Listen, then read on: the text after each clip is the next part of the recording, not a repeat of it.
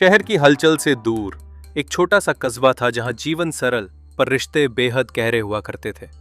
वही एक मोहल्ला था जहां हर किसी को एक दूसरे की आदत थी।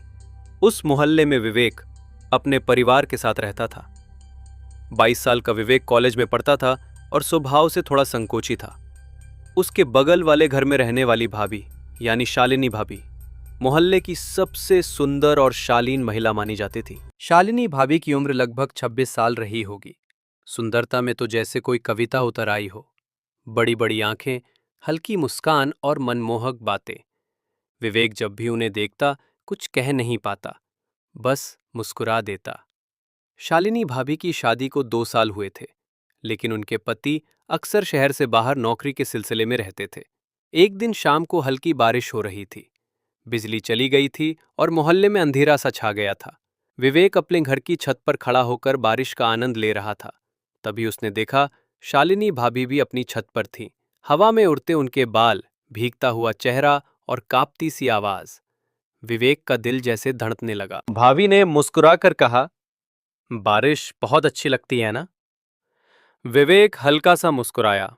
हाँ भाभी, लेकिन अकेले भीगने में वो बात नहीं होती। शालिनी थोड़ी देर चुप रहीं, फिर बोली, तो आ जाओ ना, साथ भीगते हैं। विवेक थोड़ा सकपकाया, पर उनके आमंत्रण में एक अपनापन था।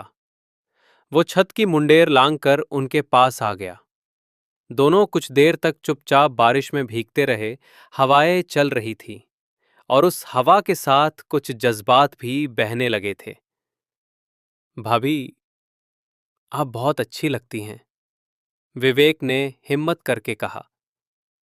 शालिनी ने उसकी आंखों में देखा। अच्छी या कुछ और?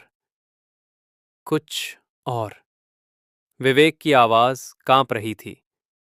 शालिनी ने उसकी हथेली थामी और बोली, पता है विवेक, जब तुम मुझे देखते हो मुझे महसूस होता है कि कोई मुझे सच में समझता है। तुम्हारी नजरें कभी गलत नहीं लगी मुझे। उस पल दोनों की निगाहें मिल गईं। बारिश थम चुकी थी, लेकिन उनके बीच कुछ और शुरू हो चुका था। एक अनकहा रिश्ता, एक अनजाना एहसास। कुछ दिन बीते। विवेक रोज कॉलेज से आते समय भाभी के घर रुकता। चाय बनाना भाभी का बहाना होता और बातें करना उनका इरादा। एक दिन भाभी ने विवेक से पूछा, तुम्हें कभी किसी से प्यार हुआ है? हाँ, विवेक ने जवाब दिया। कौन? शालिनी ने मुस्कुराते हुए पूछा। आप? ये सुनते ही शालिनी चुप हो गई। कुछ क्षणों के बाद उन्होंने विवेक की तरफ देखा और धीरे से कहा, मुझे डर लगता है विवेक, ये जो हम कर रहे हैं वो सही नहीं है। लेकिन दिल मानता ही नहीं। विवेक ने धीरे से भाभी का हाथ थामा और बोला, प्यार गलत नहीं होता, बस वक्त और हालात कभी कभी उलझा देते हैं। उनका रिश्ता अब गहराने लगा था। एक दिन दोपहर में जब पूरा मोहल्ला सो रहा था, भाभी ने विवेक को घर बुलाया। घर में सिर्फ वो दो ही थे।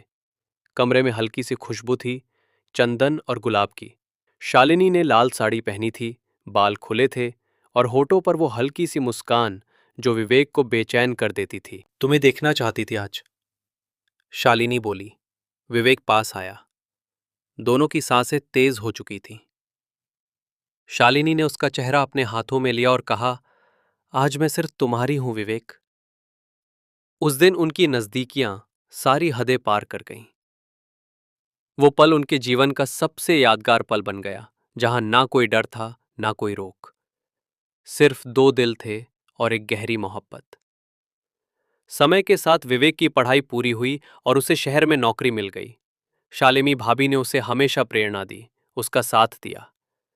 लेकिन दोनों जानते थे कि उनका रिश्ता हमेशा। कुछ रिश्ते नाम नहीं पाते, पर उनकी गहराई सारी जिंदगी छू जाती है। विवेक और शालिनी की कहानी अधूरी होते हुए भी पूरी थी, क्योंकि प्यार हमेशा पूरा नहीं होता, बस सच्चा होता है। गुरु, अगर आपको ऐसी ही और कहानी सुनना है तो वीडियो अपने दोस्त को भेज दो और चैनल को सब्सक्राइब